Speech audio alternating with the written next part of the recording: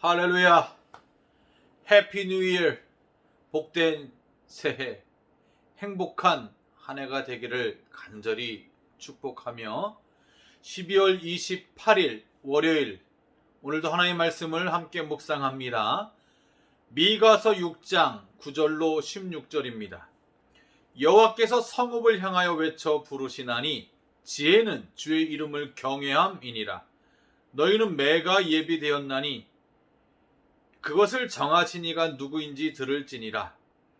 악인의 집에 아직도 불의한 재물이 있느냐? 축소시킨 가증한 에바가 있느냐? 내가 만일 부정한 저울을 썼거나 주머니에 거짓 저울추를 두었으면 깨끗하겠느냐? 그 부자들은 강포가 가득하였고 그 주민들은 거짓을 말하니 그 혀가 입에서 거짓 되도다. 그러므로 나도 너를 쳐서 병들게 하였으며 뇌 죄로 말미암아 너를 황폐하게 하였나니 내가 먹어도 배부르지 못하고 항상 속이 빌 것이며 내가 감추어도 보존되지 못하겠고 보존된 것은 내가 칼에 붙일 것이며 내가 씨를 뿌려도 추수하지 못할 것이며 감람열매를 밟아도 기름을 내 몸에 바르지 못할 것이며 포도를 밟아도 술을 마시지 못하리라. 너희가 오므리의 율례와 아합집의 모든 예법을 지키고 그들의 전통을 따르니 내가 너희를 황폐하게 하며 그의 주민을 사람의 조속거리로 만들리라. 너희가 내 백성의 수욕을 담당하리라. 아멘. 오늘 본문은 이스라엘 백성의 죄를 하나하나 밝혀내시는 하나님의 모습을 볼 수 있습니다. 9절에 보면 너희는 매가 예비되었다 라고 말하죠. 이스라엘의 죄에 대해서 하나님이 징계하시는데 이 징계로 인한 이스라엘 백성의 재난을 경고하는 메시지입니다. 우리가 앞 본문에 보시면 이스라엘 백성들에게 미가 선지자가 외친 게 무엇입니까? 너희들이 1년 된 송아지를 가지고 하나님 앞에 나아가느냐? 1년 된 송아지는요, 하나님께 제물 드릴 때 가장 최상품입니다. 정선된 희생 제물이죠. 그리고 7절에는요, 천천의 순양과 만만의 강물의 기름을 드린다 했습니다. 수천 마리의 희생양들, 그리고 엄청난 양의 기름들. 여러분, 이것을 드린다 하는 것은 정말로 어마어마한 제물을 드린다라는 것입니다. 그런데 그걸 하나님이 기뻐하시냐 하는 거예요. 하나님이 제물의 양이나 마리수나 그 규모를 보고 기뻐하시겠느냐? 아니다는 거예요. 사람은 숫자를 봅니다. 크기를 봅니다. 사이즈를 봅니다. 규모를 생각합니다. 그렇지만 하나님은 뭘 보세요? 우리의 마음을 보시고 중심을 보신다는 겁니다. 사람은 야, 교회당이 크고 화려하네. 사람이 많이 모이네. 이렇게 아름답게 참 깨끗하게 찬송하고 예배하고 그 겉으로 드러나는 화려한 모습을 보지만 하나님 뭐 보신다고요? 우리의 중심을 보신다. 우리의 삶을 보신다라는 겁니다. 미가서 6장 8절 말씀이 무엇입니까? 하나님이 무엇을 원하신다고요? 우리에게 요구하시는 것이 무엇이라고요? The Lord require of you 그랬습니다. 하나님이 우리에게 요구하신 게 뭐예요? 정의를 행하는 것, 인자를 사랑하는 것, 겸손히 하나님과 동행하는 것, justice, love, humble. 줄여서 정의, 사랑, 겸손, 정사겸. 하나님이 원하시는 것이 바로 그러한 삶이다. 너희가 예배 드릴 때만 온갖 모양을 갖추고 사람 눈에 보기에 좋을 대로 하면서 많은 양을 바치는 거, 하나님 이걸 원치 않으세요. 여러분, 제물 자체가 속죄의 효과가 있는 게 아니잖아요. 그 제물을 받으사 하나님 은혜를 베풀어 주셔야 죄사함의 은혜가 있고 구원의 은혜가 임하는 거죠. 하나님이 기뻐 받으시는 예배는 형식적인 예배도 아니고 사람 눈에 보기 좋은 예배도 아니고 허례허식도 아닙니다. 만약에 그렇다고 한다면 그 예배는 껍데기만 남은 예배죠. 하나님 뭘 원하세요?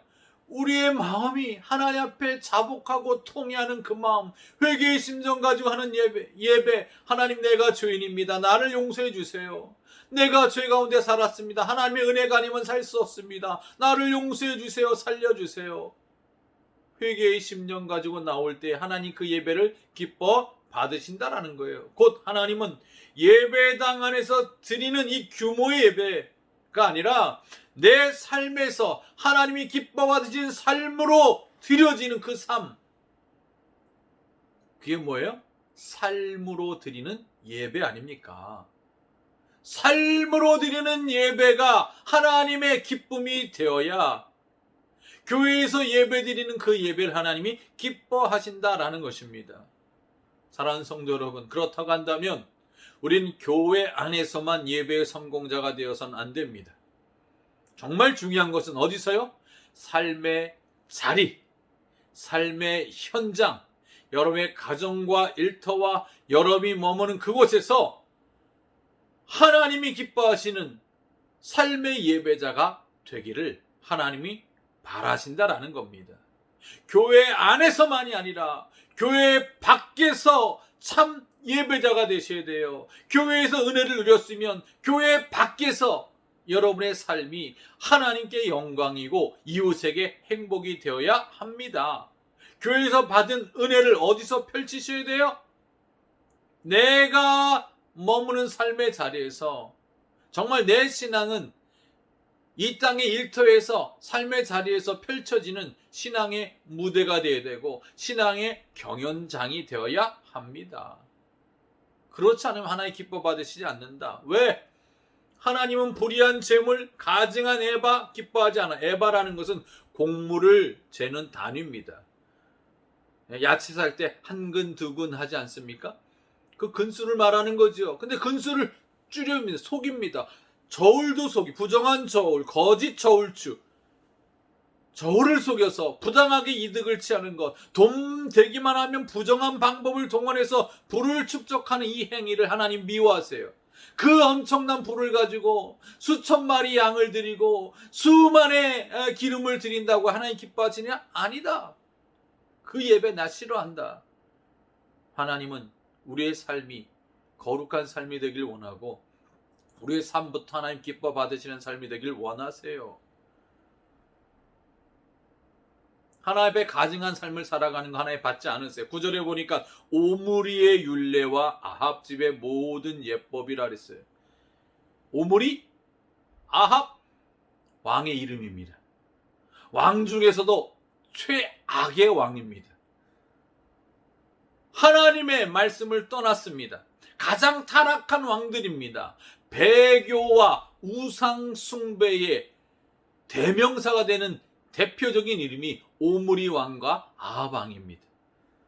온 이스라엘 백성을 다 배교와 우상 숭배의 죄에 빠지도록 이끌었던 악한 왕들입니다. 하나님 이걸 싫어하세요. 아무리 그 당시에는 경제적으로 풍요의 시대라 할지라도 종교적으로는, 영적으로는, 도덕적으로는 가장 타락한 시대의 왕들입니다. 그 왕들이 하나님 앞에 성전 제물로 수천 마리, 수만 마리 드려 하나님 받으신다고요? 아니, 나 기뻐 받지 않으신다. 사랑하는 성도 여러분, 오늘 말씀을 통해 우리 성도는 어떤 사람입니까? 물질에 민감할 수밖에 없는 이 시대에 살고 있습니다마는 우리는 물질의 노예가 되어서는 안 됩니다. 바르게 벌고 바르게 쓰는 자가 하나님의 백성이고 성도고 자녀인 것을 믿으시기 바랍니다. 하나님의 공의를 만족시키지 못하는 삶은 아무리 먹어도 배부르지 못하고 아무리 수고해도 열매 맺지 못한다라고 말씀했습니다. 참된 예배자는 어떤 예배자예요? 예배당에서뿐만 아니라 예배당 밖에서도 참된 예배를 드리는 겁니다. 사랑하는 성도 여러분, 교회 밖에서도 예배의 성공자가 되시길 바랍니다. 예배의 성공이 인생 성공입니다. 이번 한 주간도 예배의 성공자, 특별히 삶에서 예배의 성공자로 살아가시기를 우리 주님의 이름으로 축원을 드립니다. 하나님 아버지, 교회 안에서만이 아니라 교회 밖에서도 정의를 행하고 사랑을 행하고 겸손히 하나님과 동행하는 삶의 예배 성공자로 살게 하옵소서. 예수님의 이름으로 기도 올리옵나이다. 아멘. 할렐루야. 한 주간도 승리하세요.